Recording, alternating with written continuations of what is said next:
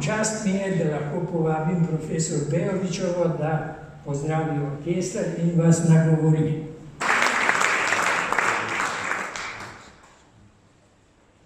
Pozdravljeni in hvala za besedo, spoštovani glasbeniki, spoštovani kolegi. Zdravniški poklic terja od zdravnikov številne talente. Razmišljanja, prenašanja fizičnih naporov, spretnosti v nekaterih specialnostih, potem seveda občutka za sočloveka, empatijo. Pogosto pa se s temi talenti, kot bi bilo to vezano na gene, prenašajo tudi talenti za umetnost. Upodabljajočo umetnost, še posebej pa glasbo. In številni naši kolegi se z glasbo ukvarjajo skoraj poklicno.